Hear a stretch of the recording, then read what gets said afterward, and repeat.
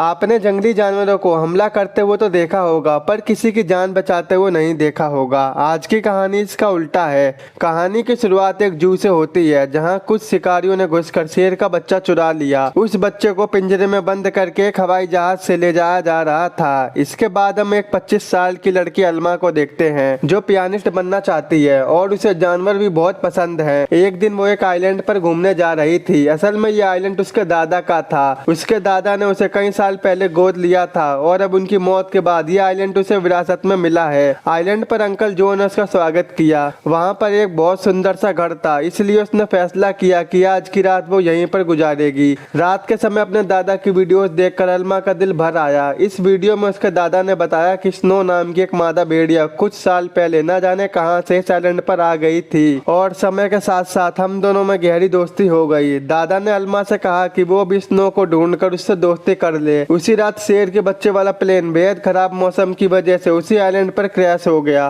Crash की आवाज सुनकर अलमा डर गई और उसने बाहर जाकर देखा, लेकिन वो आइलैंड बहुत बड़ा था तो उसे कुछ नहीं मिला। अगली सुबह दो शिकारी वहां पर आए। उन्होंने स्नो को पकड़ने के लिए वहां पर जाल बिछा दिए। असल में वो भेड़ियों के पार्क के मालिक थे और उसके लिए वो स्नो को पकड़कर ले जाना चाहते थे। कुछ देर बाद स्नो जाल में फंस गई, लेकिन अपनी सूझबूझ से उन दोनों शिकारियों के आने से पहले वो जाल काटकर भाग निकली। फिर वो तैरकर आइलैंड के दूसरी ओर जा पहुंची, जहां उसकी मुलाकात अलमा से हुई। पहले तो अलमा घबरा रही थी, लेकिन फिर उसने अपने दादा की बात याद की और स्नो को पुचकारने लगी। कुछ देर बाद अलमा प्लेन क्रैश होने की जगह पर पहुंची। खुशकिस्मती से शेर के बच्चे को कोई चोट नहीं पहुंची थी। वो एक पक्षी के घोंसले में जा गिरा था, लेकिन पक्षी ने उसे नीचे धक्का दिया और इसके बाद वो सीधा अलमा की गोद में आकर गिरा। अलमा भी उसे अपने साथ घर ले आई। उसी वक्त स्नो भी अपने छोटे बच्चे के साथ अलमा के घर में आ गई। घर में 3 प्यारे जानवर को देखकर अलमा बहुत खुश थी। उसने तुरंत अंकल जो को बुलाया, लेकिन उन्होंने अलमा से कहा कि इन खतरनाक जानवरों को घर में रखना ठीक नहीं है, हमें इन्हें जू वालों को दे देना चाहिए।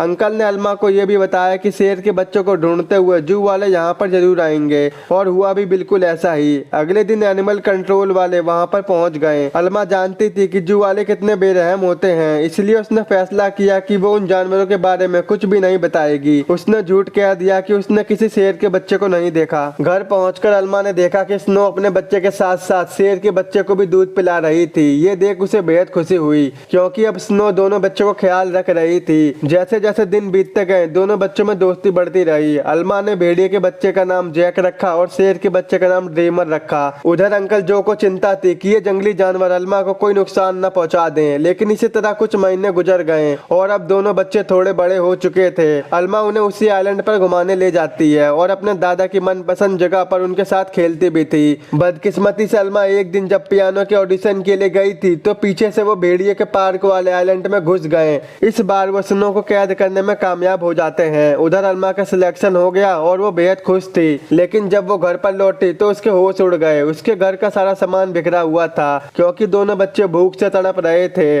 अलमा ने स्नो को ढूंढने के लिए पूरा आइलैंड छान मारा, लेकिन स्नो तो वहाँ पर थी ही नहीं। अब उसे ही बच्चों का पेट भरना था, इसीलिए उसे ना चाहते हुए भी अपनी पियानिस्ट की नौकरी छोड़नी पड़ी। एक दिन अंकल जो फिर से वहाँ पर आए और खुखार जानवरों को अब तक वहाँ पर देखकर वो गुस्से में भर उठे। उन्होंने अलमा से उसी वक्त जानवरों को जू में भेजने को कहा, लेकिन अलमा ने उन्हें समझाया कि उसके दादा की यही इच्छा थी कि वो जानवरों के साथ रहें और जू में न जाने इन मासूमों पर कितना अत्याचार होंगे। आखिरकार अंकल जो भी मान गए और अलमा को गले लगा लिया। अब उनका सारा समय जानवरों को खाना खिलाने और उनका पूरा ध्यान रखने में जाता था। अलमा को जैक और ड्रीमर से बहुत प्यार था और बदले में वो दोनों भी उस पर जान छिड़कते थे। देखते ही देखते 1 साल गुजर गया और अब वो दोनों जानवर बड़े हो गए। अंकल जो शहर से उनके लिए मांस लाया करते थे, लेकिन उनके पास जाने में उन्हें डर लगता था। उन्होंने फिर से अलमा को समझाया कि उनके साथ रहना खतरे से खाली नहीं है, लेकिन अलमा किसी भी कीमत पर उन्हें छोड़ने को तैयार नहीं थी। एक दिन एक माँ और बेटी नाव में बैठकर इसी आइलैंड पर आई। उन्हें देखकर जैक उनके पास जाने लगा। जैसे ही अलमा ने ये देखा, वो उन दोनों को रोकने के लिए भागने लगी,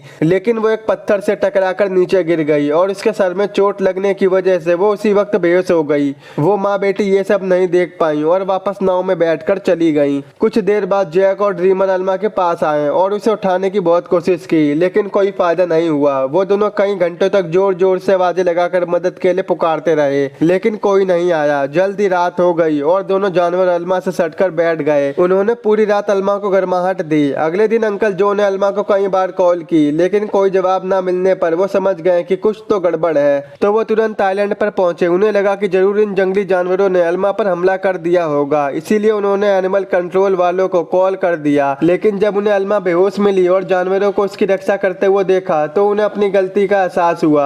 इसके बाद जब अलमा को हॉस्पिटल ले जाया गया तो डॉक्टर ने उन्हें बताया कि जैक और ड्रीमर ने अलमा को गर्माहट ना दी होती तो शायद आज वो जिंदा ना होती। उधर एनिमल कंट्रोल वालों ने जैक को पकड़कर उसी भेड़िए वाले पार्क के आदमी को सौंप दिया। उन्हें एहसास हो गया कि जैक तो स्नो का ही बच्चा है। वहीं ड्रीमर को एलन नाम के एक आदमी को बेच दिया गया जो एक जू चलाता था। एलन बहुत बेरहम आदमी था जो अक्सर अपने जानवरों को मारा पीटा करता था, लेकिन अपने बाप से बिल्कुल उल्टा उसका बेटा राफा बहुत नरम दिल का था। जल्दी उसकी दोस्ती ड्रीमर से हो गई लेकिन कुछ ही दिनों में बेचारे ड्रीमर को कई नशीली दवाइयां देकर सर्कस में करतब के लिए मजबूर किया जाता था। ड्रीमर ने अब तक अपनी जिंदगी मजे में आइलैंड पर गुजारी थी लेकिन इन बेरहम लोगों ने उस पर काफी बुरा असर डाला। इधर हॉस्पिटल में अलमा ने होश आते ही जैक और ड्रीमर के बारे में पूछा।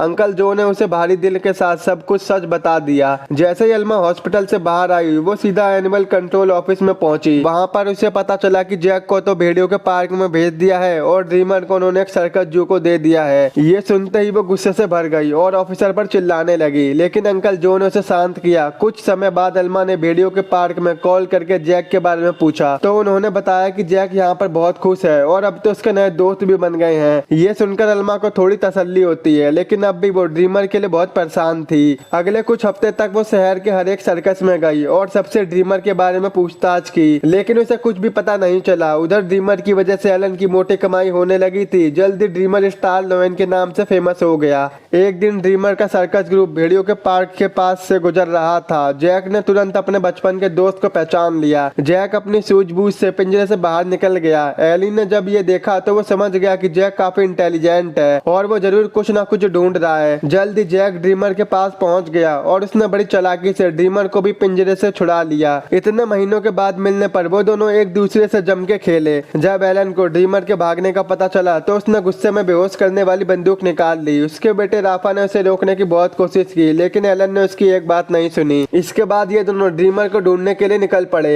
एलन ने एली को भी ड्रीमर के बारे में बताया। अब ये समझ गए थे कि जैक और ड्रीमर दोनों साथ ही हैं। इसी वजह से पूरे शहर में हाई अलर्ट जारी कर दिया गया। उसी शाम एली ने अलमा को सब कुछ बताया और कहा कि एनिमल कंट्रोल वाले दोनों जानवरों के पीछे पड़े हैं। ये सब सुनकर अलमा घबरा गई लेकिन एली ने बताया कि उन्होंने जैक के शरीर में एक ट्रैकर फिट किया था। जैक और ड्रीमर की आखिरी लोकेशन एक जंगल के पास थी। अब अलमा और एली ने मिलकर जानवरों को ढूंढने का फैसला किया। उधर दोनों जानवर शहर में खुलेआम घूम रहे थे, इसलिए पुलिस ने शूट के ऑर्डर दे दिए। बाद में ये दोनों फिर से जंगल में पहुंच गए जहां एलन और राफा ने उन्हें देख लिया। तभी एलन ने ड्रीमर पर बंदूक से हमला कर दिया लेकिन उस वक्त जैक बीच में आ गया और अपने दोस्त के बदले खुद गोली का शिकार हो गया। बेचारा जैक तो उसी वक्त वहां पर बेहोश हो गया जबकि ड्रीमर को वहां से भागने का मौका मिल गया। उसके भाग जाने के बाद राफा ने तुरंत जैक का ट्रैकर हटाकर उसे दवाई दे दी जिससे बेहोशी का असर खत्म हो जाए। कुछ देर बाद वो बाप बेटे एक बार में पहुंचे और एली और अलमा भी उस ट्रैकर के जरिए उन तक पहुंच गए। एली ने उससे कहा कि उसके पास कोई ट्रैकर नहीं है और उन्हें बाहर भेज दिया लेकिन समझदार राफा ने बाथरूम का बहाना बनाकर अलमा और एली को सब कुछ सच बता दिया। वो उन्हें जंगल में ले गया जहाँ उन्हें आखिरकार ड्रीमर मिल गया। इसके बाद ड्रीमर उन्हें एक झोपड़ी में ले गया जहाँ जैक आराम कर रहा था। खुशकिस्मती से उसे सही टाइम पर होश आ गया लेकिन तभी उन्हें पुलिस के आने का शक हुआ तो अलमा ने दोनों जानवरों को एक खुफिया रास्ते से भगा दिया। अब आइलैंड तक पहुंचने के लिए उन्हें बस एक नदी पार करनी थी। पुलिस से बचने के लिए यही एक रास्ता था लेकिन वहाँ कोई नाव नहीं थी, इसीलिए सबको तैर कर जाना होगा।